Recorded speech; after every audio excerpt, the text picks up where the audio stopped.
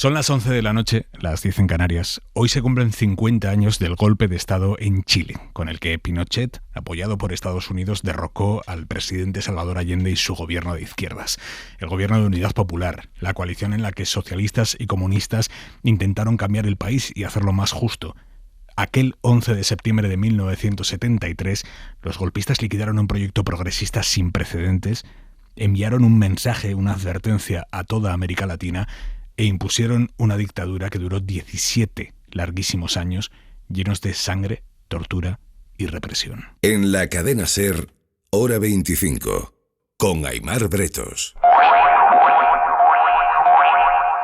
10 de septiembre de 1973. Salvador Allende no lo sabe todavía, pero en unas horas va a suicidarse con el fusil que le regaló Fidel Castro. El primer marxista que consiguió llegar al poder gracias al voto popular queda para almorzar con su núcleo de confianza. En el almuerzo había los asesores más cercanos, me invitó a mí, no era uno de sus asesores más cercanos, pero había adquirido conmigo un cariño. Estaba Sergio Vitar, que había sido ministro de Minería. No quedamos muchos vivos, dos solamente, un español, Joan Garcés, y yo. Garcés era su asesor político. En esa comida, Allende va a comunicar una decisión de calado. Es la preparación del mensaje que va a dirigir al país al día siguiente, anunciando un referéndum para que escoja en las urnas qué camino prefiere seguir, el que le ofreciera el gobierno desde el Ejecutivo o el que le ofreciera la oposición desde el Parlamento. Y es para evitar ese discurso a la nación, esa perspectiva electoral. Chile era un país de elecciones, que adelantan el golpe del 14 que estaba previsto al 11 para evitar que el presidente abra ese camino a los chilenos. El entorno del presidente Allende sabía que la situación era delicadísima. Si se le pidió al ministro de Defensa de ese momento, Orlando Letelier, quien fuera asesinado por la dictadura en Washington 3 años después, que fuera analizando caso por caso y él analizó almirantes, las conversaciones con generales, y veíamos que el cuadro era preocupante. Pero pensaban que si aguantaban esa semana no caerían. Tú dices que en otro momento del almuerzo yo hice una alusión en el sentido de que si no nos derrocaban en esa semana no caíamos nunca, y que yo había señalado de que todo lo habían venido preparando para que el asunto explotara esa semana. Era la tesis que defendió Orlando Letelier en ese almuerzo y de la que dejó constancia en una grabación que enviaría años después a su amigo Garcés. Se paró de la mesa diciendo voy a preparar el discurso, pidió a 2 personas que lo acompañaran. El día 10, de hecho, Allende avisó a la cúpula militar de sus planes. Citó a Augusto Pinochet. No es casual. El día 10, el presidente convocó al jefe del ejército, Pinochet, y al inspector general, Urbina, y les comunicó que en unas horas más iba a anunciar la apertura de las urnas por la vía de un referéndum. En la última reunión con Allende me decía, los generales pusieron los ojos como platos, asombrados. Y efectivamente con esa información es que adelantan el golpe del 14 al 11 para evitar que el país sepa que tiene una vía electoral abierta para resolver la crisis política que se estaba viviendo.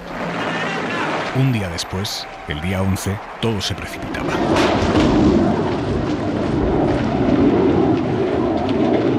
Pero esta historia empezó mucho antes. El Congreso Pleno proclama presidente de la República. El mismo día de la toma de posesión de Allende, 3 años antes. Al ciudadano Salvador Allende Gozo. Se levanta la sesión.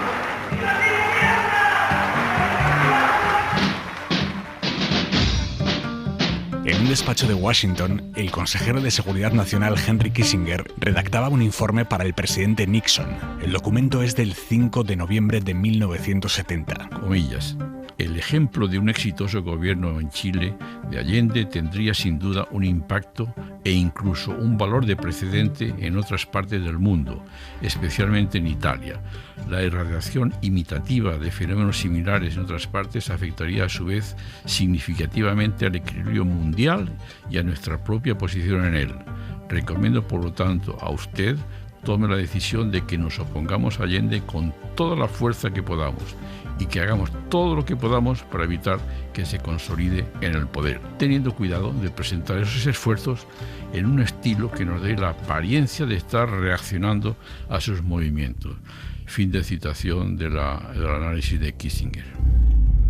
La oposición contó desde el primer momento con el apoyo de Estados Unidos. Los sabotajes y atentados de los grupos paramilitares de derecha, financiados por los Estados Unidos, tanto los grupos paramilitares como los sectores políticos que propiciaron el golpe, eso fue diario. No hay que olvidar que Nixon ordenó que había que hacer todo para que aullara la economía chilena. Lo explica Carmen Hertz, primera vicepresidenta de la Cámara de Diputados de Chile, y Mario Amorós, biógrafo de Allende. Inicia su mandato presidencial el 3 de noviembre con grandes enemigos internos y externos.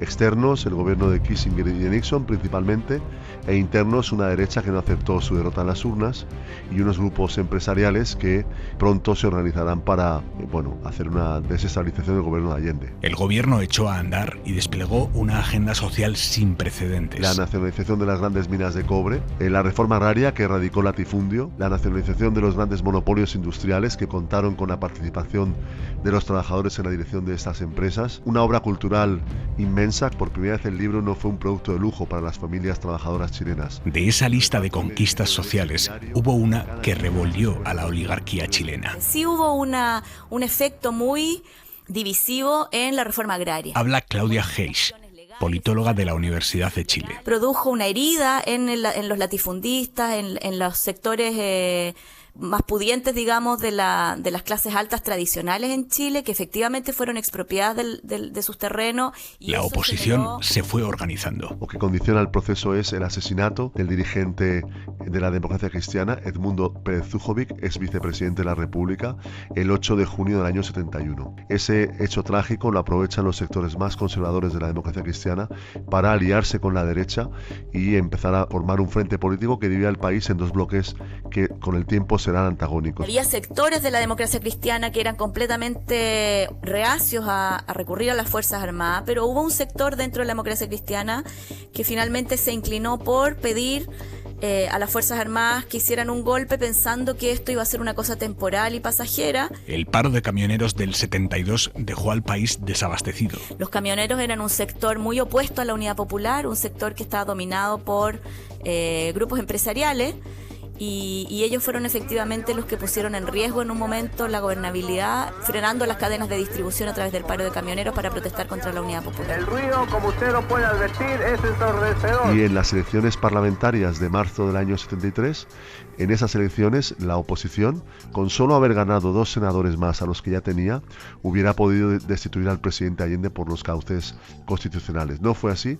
La Unidad Popular, que había tenido el 36% de los votos con Allende el año 70, logra el 43.4%, gana diputados, gana senadores e impide que la oposición ponga fin al gobierno de manera constitucional. Y con todo, en la televisión se hablaba ya abiertamente de un golpe. La conclusión de que si no puede gobernar ninguno de esos dos otros sectores civiles, no quedan más que las Fuerzas Armadas. Y entonces llega el tanquetazo de junio del 73. Fue el golpe fallido que frustró el general Prats.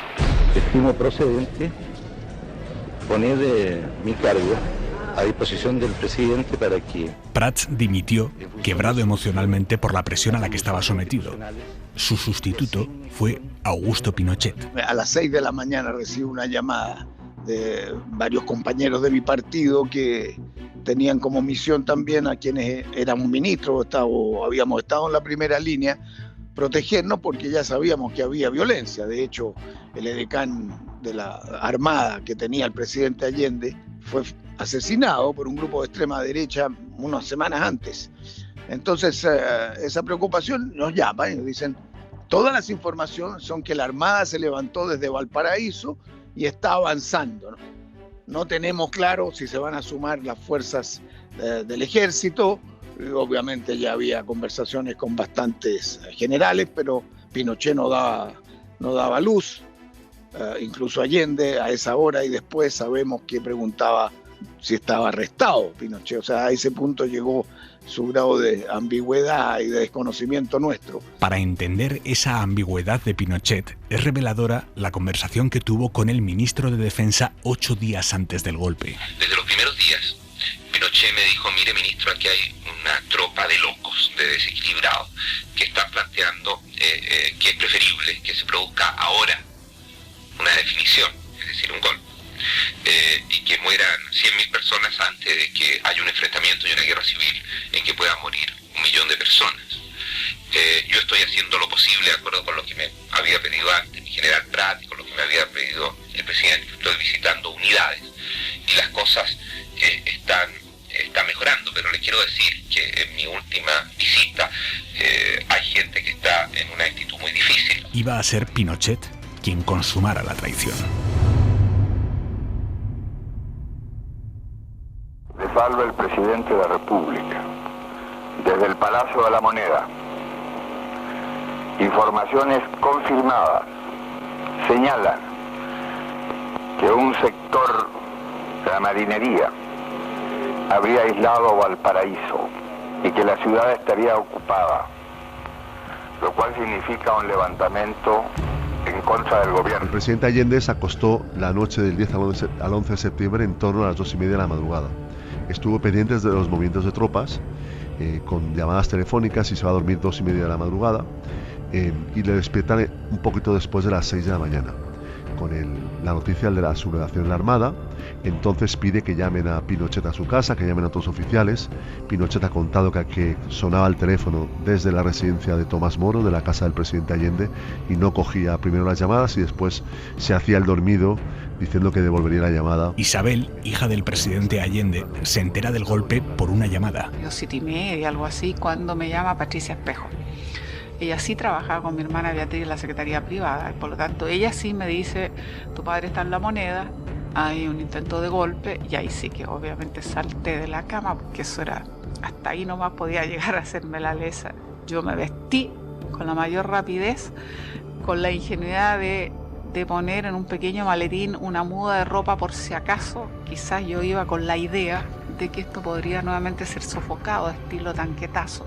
Yo tenía sumamente claro, lo habíamos conversado con mi marido, de que en caso de haber cualquier intento de golpe yo quería estar en La Moneda con mi padre. Poco después llega el primer bando militar. Santiago, 11 de septiembre de 1973. Las Fuerzas Armadas y Carabineros de Chile declaran: primero, que el señor presidente de la República debe proceder a la inmediata entrega de su alto cargo a las Fuerzas Armadas y Carabineros de Chile. Firmado Augusto Pinochet Ugarte, general de ejército, comandante en jefe del ejército. El presidente se entera de que la traición es la del jefe del ejército cuando yo, que llevaba una radio portátil, escucho un bando firmado por el comandante en jefe del ejército. Yo se lo comunico y es el momento en que él tiene conocimiento de que por primera vez en la historia de Chile el jefe del ejército ha traicionado al jefe del Estado. Cuando yo le comenté esto, su rostro era inexpresivo, es decir, él había asumido hacía mucho tiempo la posibilidad de una traición y en ese momento se consumó. Evidentemente debió afectarle, pero era el dominio que tenía de sus gestos y de su mente en esos instantes, que no manifestó nada extraordinariamente que fuera perceptible. Entonces tengo el recuerdo de él muy vivo, siempre sereno, siempre sabiendo. La serenidad después uno descubre de dónde viene, de su convicción de que él va a luchar por la democracia y va a entregar su vida por la democracia. Allende contacta con Radio Magallanes e improvisa su último discurso. Un discurso que pasará a la historia. El pueblo debe defender, pero no sacrificar. El pueblo no debe dejarse arrasar ni acribillar, pero tampoco puede humillar. Trabajadores de mi patria, tengo fe en Chile y su destino. Superará este momento gris y amargo donde la traición pretende imponer. Sigan ustedes sabiendo que mucho más temprano que tarde, de nuevo, abrirán las grandes alamedas por donde pase el hombre libre para construir una sociedad mejor. ¡Viva Chile! ¡Viva el pueblo! abusadores.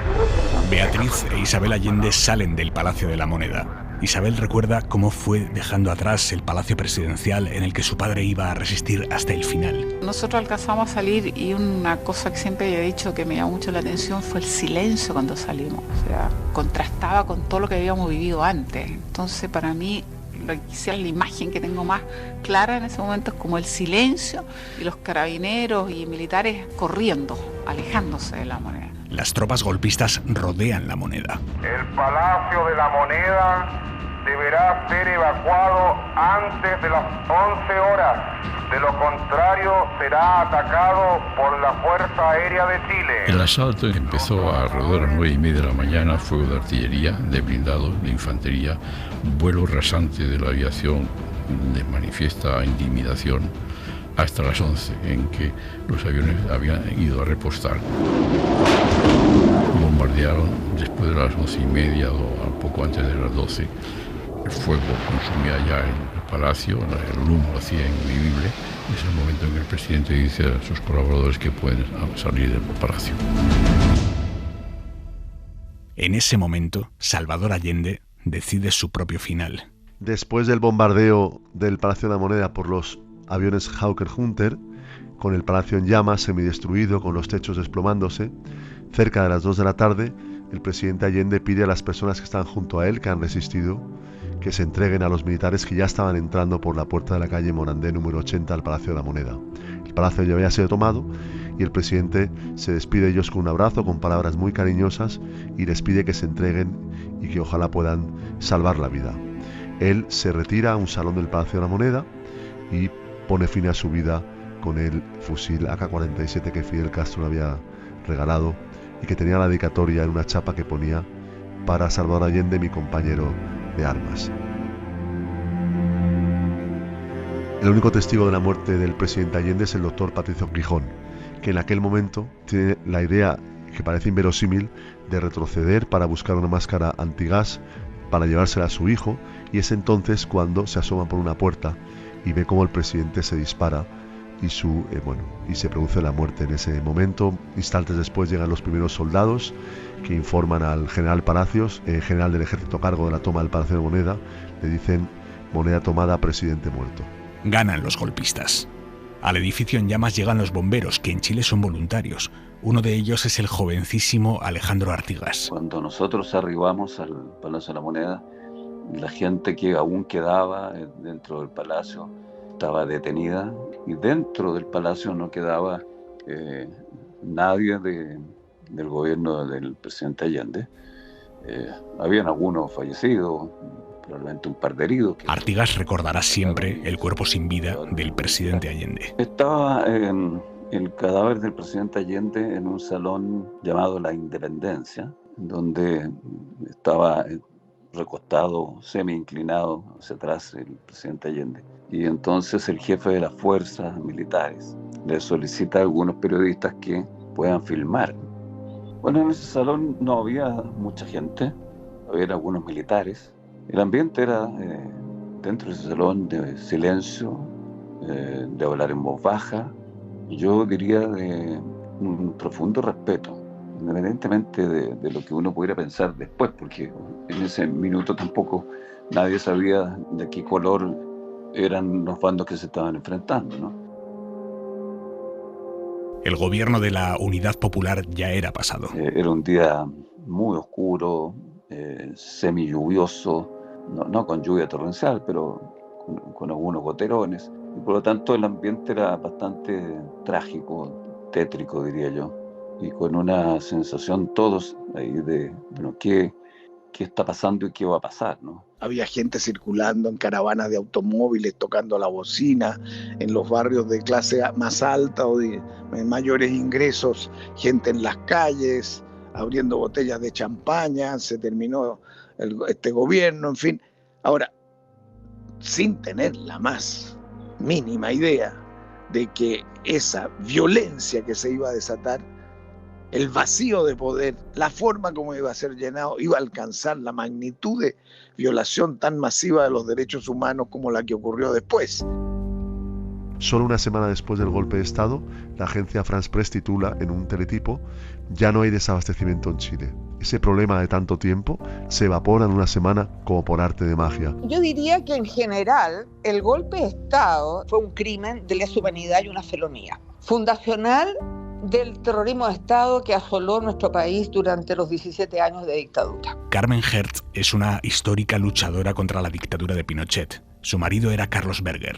Bueno, el día del golpe fue culminado por el jefe militar del regimiento de Calama a clausurar las transmisiones. Carlos se opuso, no las cortó, y él con un cable largo y un micrófono se colocó en la calle a seguir transmitiendo hasta que lo detuvieron ese mismo día, 11 de septiembre. Como abogada asumió la defensa de su marido, pero fue imposible salvarlo. Lo llevaron al regimiento de Calama, donde también habían detenido ya numerosos funcionarios de responsabilidad del gobierno, ejecutivos de la empresa Cobrechugue, dirigentes sindicales. El 9 de octubre arribó a esa zona una comitiva militar y Carlos fue seleccionado entre los presos políticos que horas más tarde fueron masacrados en las afueras de Calama.